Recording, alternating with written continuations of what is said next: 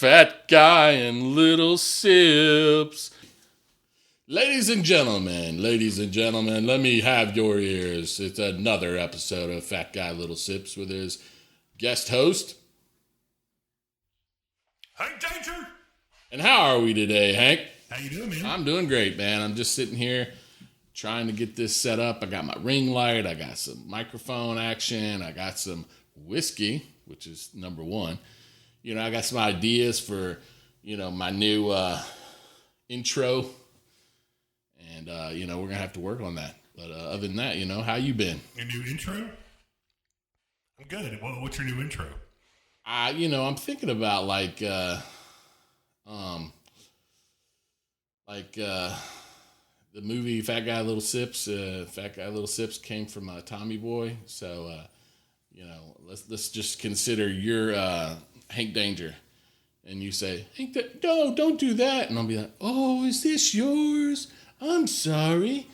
Fat Guy and Little Sips. He drinks all your whiskey for free. Fat Guy, Little Sips.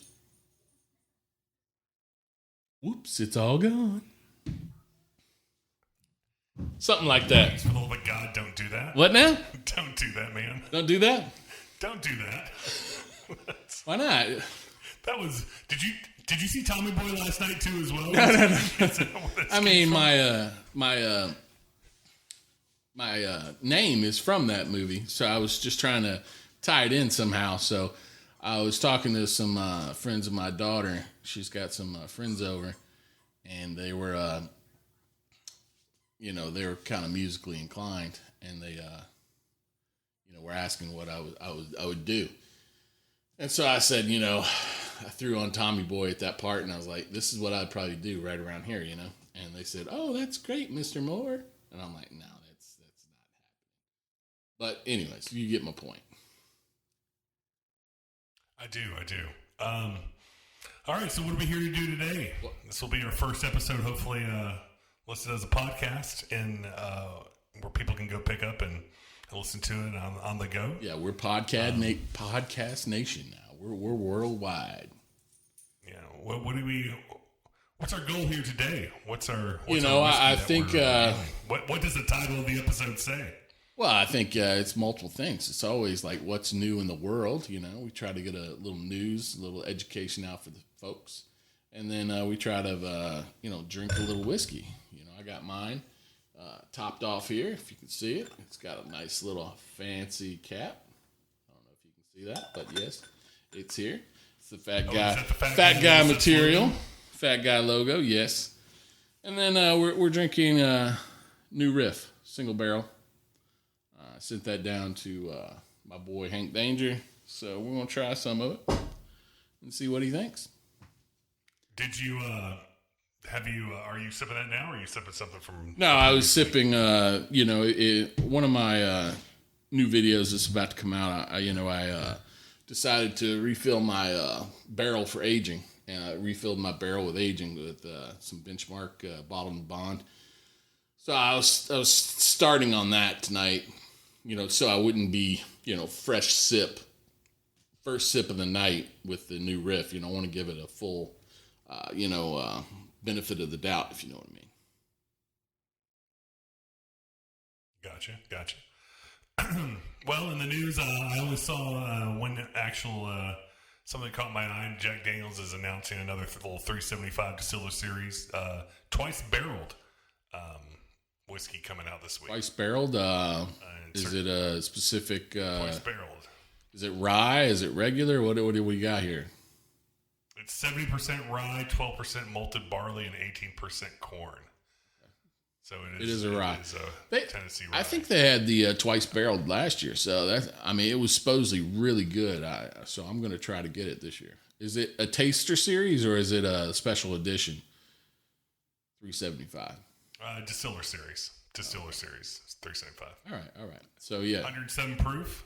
It's bottled at 107. So yeah, 107. I think that's their go-to now. That's what Jack Daniel's 12 is at. I think they feel like 107 is their go-to flavor for the top of the line. They don't want to go 127 or 124. with some of these Well, people. again, I mean, I think they want to make sure that you get full flavor, and they feel that their full flavor is best met at 107. You know, their Jack Daniel's 10 years, 97. So I think they're trying to be in that range. So that's What's my opinion. are there any other distilleries that have a stand? Are there any other distilleries that have standards like that, or You know, I don't know if just you, Jack Daniels? I mean, I think has found the like you 107 notch? can look at Woodford Reserve. They're always 90.4. You know, I think Maker's Mark is always, you know, I think maybe 90. I don't know, unless they go cast strength, of course.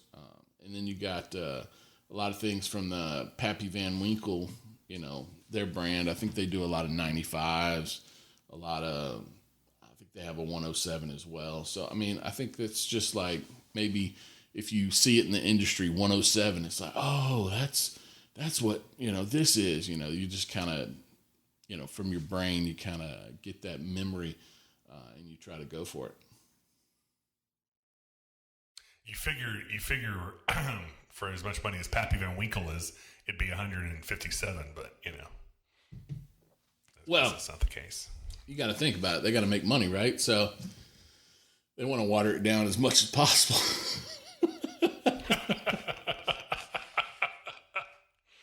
Oh, that's awesome. All right. Well, that's good. So we're going to be drinking New Riff Single Barrel today. What's your thoughts on New Riff? I think New Riff is a good brand new kind of distillery. They've only been around, you know, maybe 10 years or something. It's pretty good. It smells kind of, in my opinion, kind of smells like a high rye from MGP. If I had to just off the top of my head, I'm not sure if it is or not, but that's kind of what I'm getting. I'm getting that high rye kind of spice. You know, but it is a bourbon. It's not a rye. It's just a high rye, like maybe 20, 25%. That's what I get. What do you get any good smells, flavors? Got any good thoughts on New Riff and their product line? I had to break up my FatGuy Little Sips specialized barrel. Oh yeah, baby. Only available in the FatGuy Little Sips store. That's right. Which is you gotta slip Billy $5. He'll make you one. All right, let's take a look. Smells good. It's very. It's very pungent. It's very it's very there, man. It's not a mellow smell. Kind of spice heavy, kind of like a little burn. What do you think? Like a little clove, maybe. It burns the nose a little bit. Like a clove smell, you think? Burns the nose. What about clove? But man, that is strong. Whatever it is, it's burning my nose. Well, it's high proof. Let's see. It's not sterile. Let me see what it is. It's yeah. It's not very sterile. What's the proof on this? 106.5. 106.5. Well, it's got a little more burn. And the spice is it's a spicy burn. Yeah, I think it's the spice. I think it's the rye. Let me get it on the palate and see what I got. All right. It goes down smooth compared to what you were thinking about taste wise. It does kind of transition toward the end as some rye, a little spice. It's not an off-putting spice. It's not like a burn. It's just like it sparks your interest, if you know what I mean. And it's sitting on the tongue for a while. It's got a good finish. It's got a little. Go ahead. It's got like this buttery. Like, do you taste that buttery? It is coating the tongue, and I do feel like a little, like you said, a little coat of oil or butter, like still sitting on the tongue. Yeah. Kind of like if you were like, I don't know, dipping some lobster in some butter sauce, and you're like, oh, that, you know what I'm saying? I feel you. Yeah, that's weird. It's just like sticking your tongue in that butter sauce. Oh man, I haven't had that before in any of our tastings. Really? That's interesting. A lot of people like that. Never had that buttery. That's a component of whiskey that a lot of people like. It's kind of like consistency or oily texture. They kind of rate that with the esters. Usually it's on something that is non-chill filtered. because you don't filter out the fats and stuff, and so that's just what I hear. It's very interesting. It's got the overtake, like for 2/3 of it on your palate till it goes down. I mean, it really just overtakes it, and then as it goes down, while it's still on your palate, it burns. You know what I'm saying? You can taste that burn. Right. But it's like, again, if you remember last week, I think we had what we had last week, but that was a different kind of burn. It was like a heavy, like Wellers. Yeah, the Wellers. Oh, okay. That was kind of smooth, but it did kind of pop out at you and say, boom, I'm burning. But this is like, hey, I'm smooth, and I'm just like embers, It's just like fading off, Yeah, it doesn't, the front end doesn't clear up enough for you to just taste the burn. The burn kind of comes, as the front end's still coating your tongue. Right. The burn is happening. It dulls the intensity of it. I mean, it's interesting. I kind of dig it. I mean, it's got a neat, that butter is blowing my mind. It's got a very, super sugary, but get into the nose now. I think that butter. I think I get a big whiff of tobacco or maybe leather off of it now. If you get all up in there. I see the leather. Okay. It's like playing baseball or something. Put a drop or two of water in there. Oh, look at you being professional. Drop or two of water. But I don't know where your fingers been though, buddy. Yeah, it's good. I'm glad I'm not drinking your sample. I'm not going to say it's going to taste like. Yeah, I'm not going to tell you what it's going to taste like. But hey now, this is a kid show.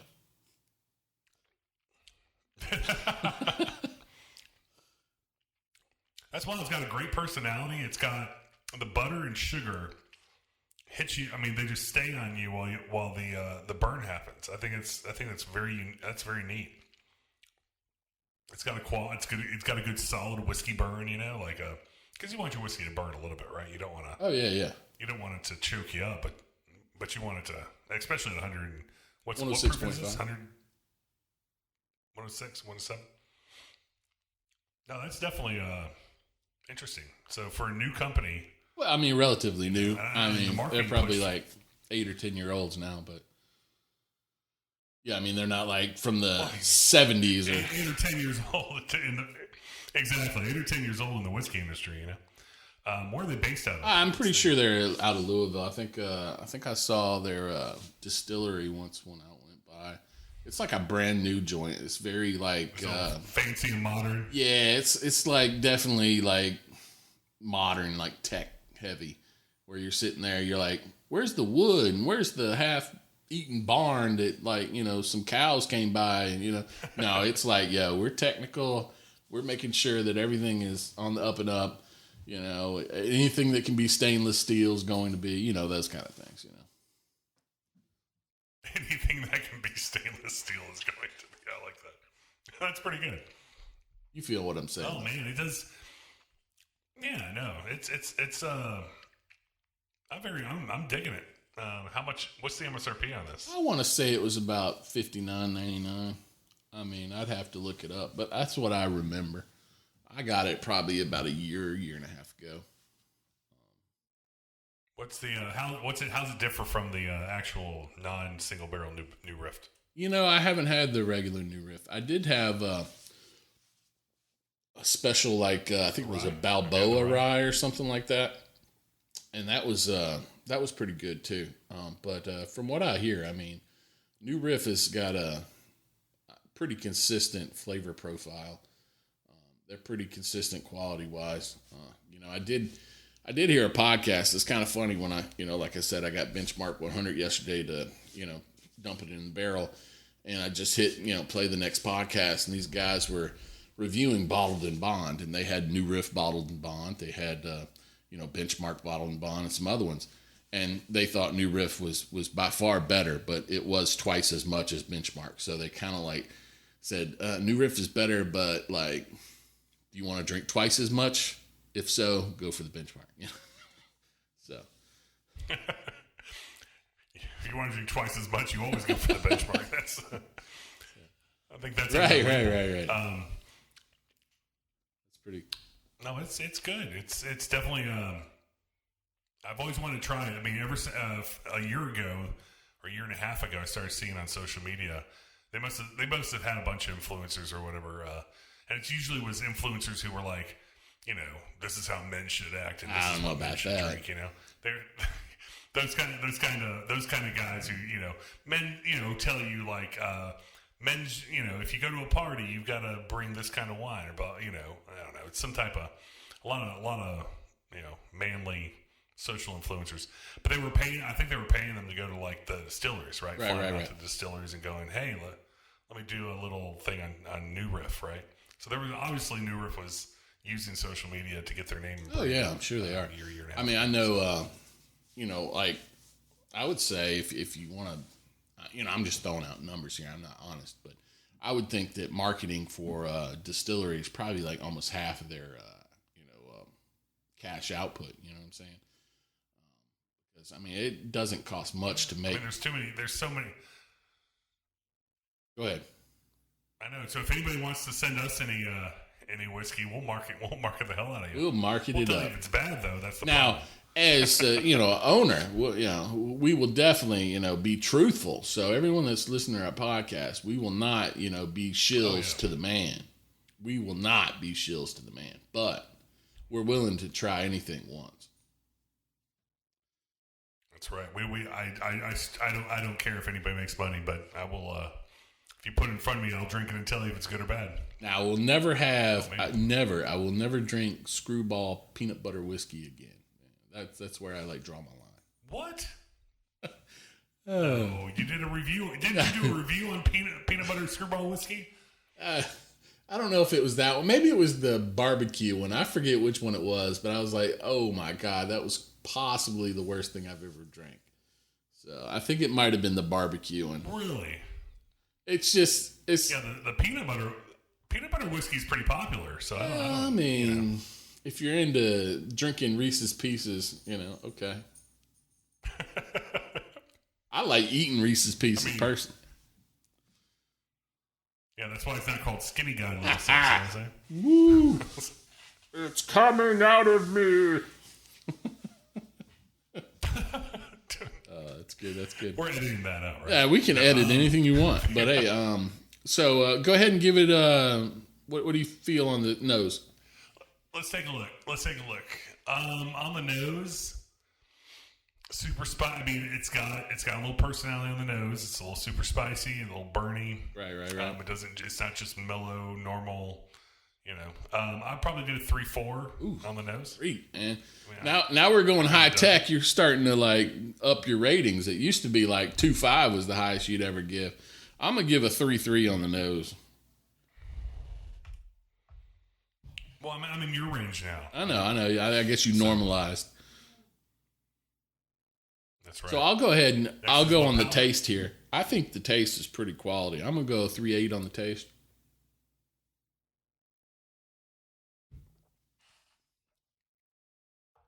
You know what? I like it. I would, so there are a couple things I look for when I'm for palate, right? Right. Is it one of those?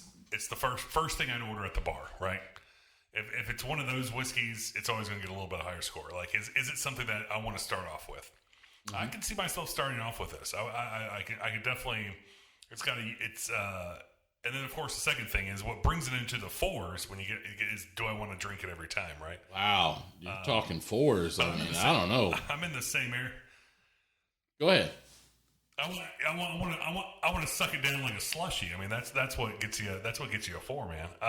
Okay. But so I'm thinking, it's kind of in that area. It's kind of in that niche area. I'm gonna go 3.8 too. Honestly, 3.8. I mean, not 2. I'm gonna go 3.8. A high 3. All right. Well, it's definitely in the 3s. I think 3.8. Oh yeah, I think it's a little better than average on the 3 because I'd want to start. I could start the night off with this. It's a good whiskey. Yeah. No, I'm with you. And then how about the finish? Oh God, that's tough. That's tough. Do I like the fact that the palate is coating my tongue while the the burn is happening, or do I want a whiskey where it hits your palate, Yep. and then the burn happens, and you can taste them both distinctly, right? Okay. I don't know if I like that. I don't know. I don't know if I don't like it. I mean, it's not offensive, right? It's not. I'm not offended by it. But I'm going to do 3.5, I guess, for the finish. Right, I'm going to go 3.7 on the finish. No, 3.4. I'm going to change 3.4 for you, 3.7 for me. I think I like the consistency on your tongue afterwards. It does stay a while, and then like you said, I mean, at first you get minor bits of sweetness. I mean, it's not overpowering at all. It's just a little sweet, and then like you get that little burn, and it's just like, I don't know. It's kind of like it makes your tongue feel like you just got a mint on it, not the flavor, but just the how it sparkles your tongue. Yeah, so I kind of dig it. Yeah, I guess maybe in a year I'll change my mind, but hey, you like what you like. It'll be funny. Exactly, right? And it's the first one that's ever like been that the palate is it. The taste on the palate is still coating your tongue while it's trying to burn, and maybe a little stronger burn would have put it in the 3.7, 3.8 range, like just a little heavier burn to cut through that. But it's not bad. I mean, it's definitely for a newer, a company that's been around for 8 to 1010 years. Yeah, I mean, it says distilled, aged, and bottled by New Riff Distilling, so it is all their juice. It looks like. And it says it's been aged at least 4 years. So, oh, look at this. It does say bottled at barrel proof and without chill filtration. I did tell you about the chill filtration and the tongue feel. So, I think I'm like good at this shit.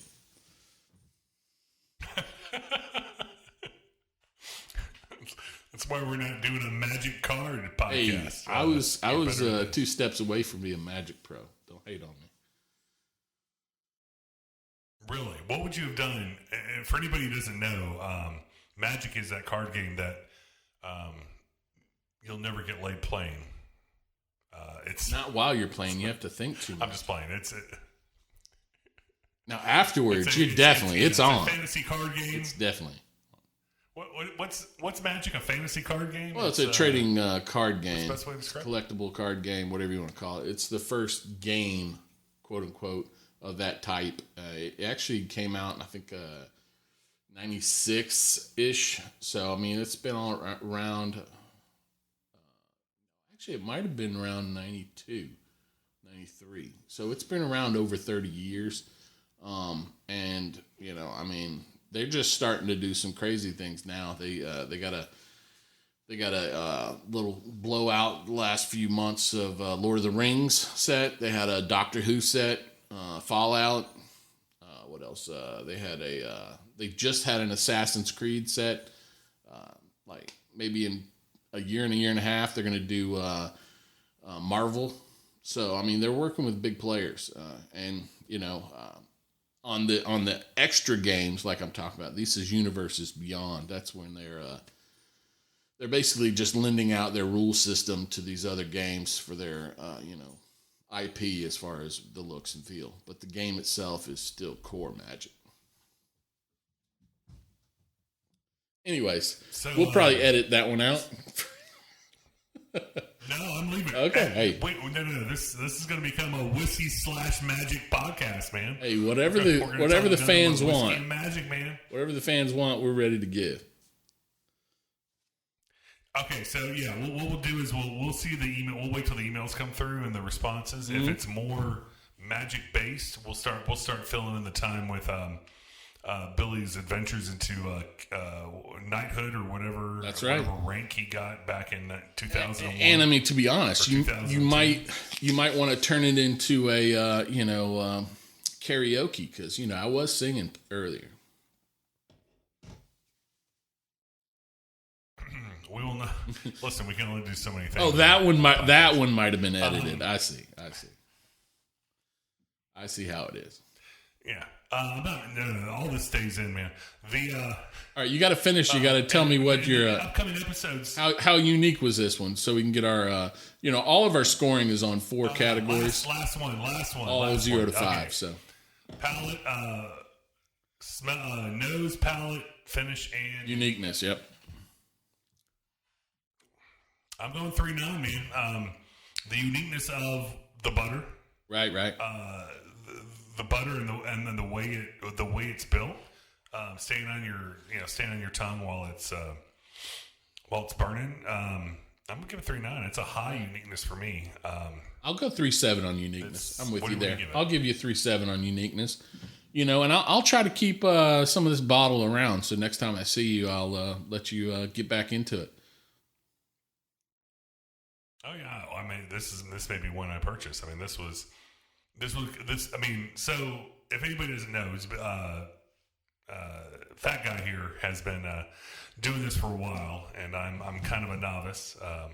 Mr. Danger here is kind of a novice, so Hey, Danger! We spent the last Danger. We spent the last 6 months doing these episodes on the YouTube channel. If you go to @FatGuyLittleSips at YouTube, you'll be able to see some of our previous episodes. I don't think technical that's difficulties, the real account, but it's close enough. Is it @FatGuyLittleSips? I mean, again, it is Fat Guy Little Sips, all one word. I just don't know if you get to YouTube, you have to do an @ or is that like X or Twitter or TikTok or whatever? It is. Yeah, no, it's yeah, you gotta do that. You gotta do that. Oh, okay. There you go. Shows you how much I know. But yeah, no, if you watch some of our previous episodes, a lot of technical difficulties, but we've worked through it. And the whole point of this podcast, I think, was to take Mr. Fat Guy's expertise and help me as a novice who just enjoys whiskey, not really get into the world of the Pappy McDaniels or Pappy Van Winkles. The Pappy Van Winkles. I haven't been there either yet, but I'll go with you one day. I promise. I'll be there with you one day. Absolutely, but helping me through some of the some of the finer points and trying to expand my palate with some little more expensive whiskeys and some not so expensive whiskeys. I feel like there's value in every price range and every price point. I think there's some wonderful $25 whiskeys.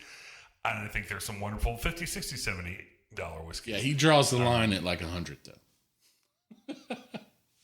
Yeah, I won't. I mean, I can't in good conscience spend more than $100 on a bottle. I know you guys can. I know Angel's Envy just came out with a $400 bottle. Oh, did they?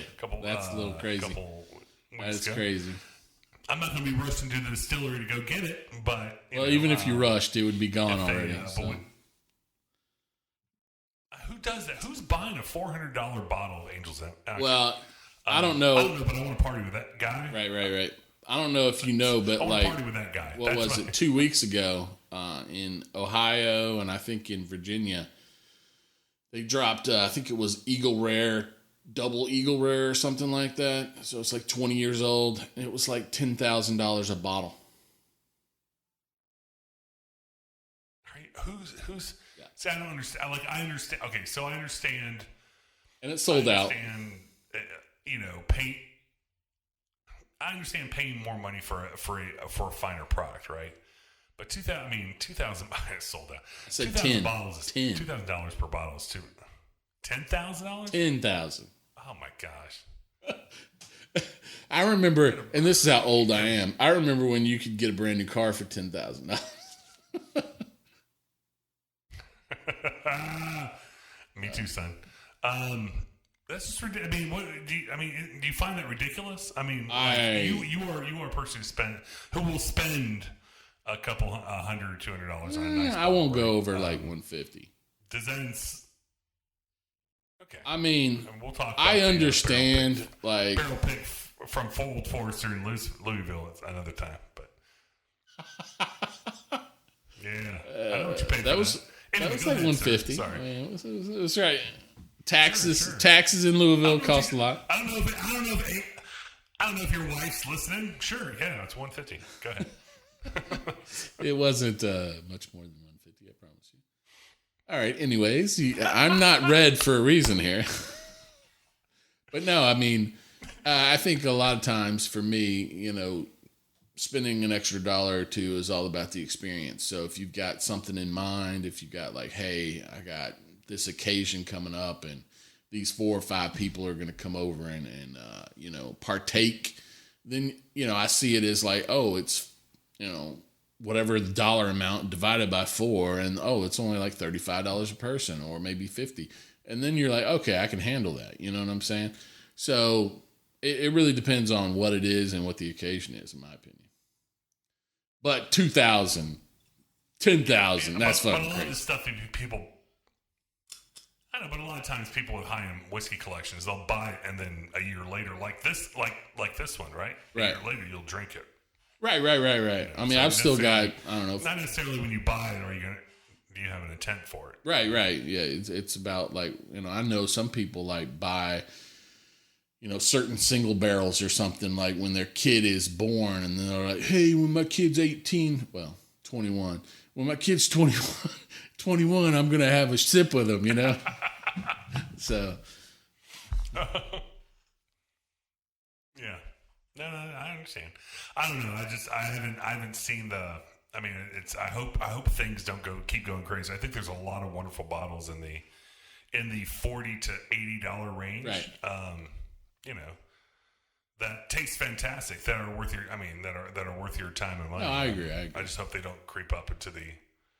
My fear is, things like that will start creeping up. They are starting to creep up, and inflation is hitting too. So I mean, like, oh yeah, absolutely. I know, like for example, Rare Breed was right at $40, and now it's probably like $55, and that's not because it's like more sought after or anything, because it's still sought after. It's more about just inflation and hey, maybe I can get an extra $5 out of this one or something. I don't know. I'm with it. No, it's all good. Anything else for the night? All right. So what do we? That was a good review. So New Rift is definitely a thumbs up. If you see it for, what is it, $40, $50 in your local, local liquor store. And again, definitely. This is the single barrel. So, yeah. Give it a shot. So, yeah.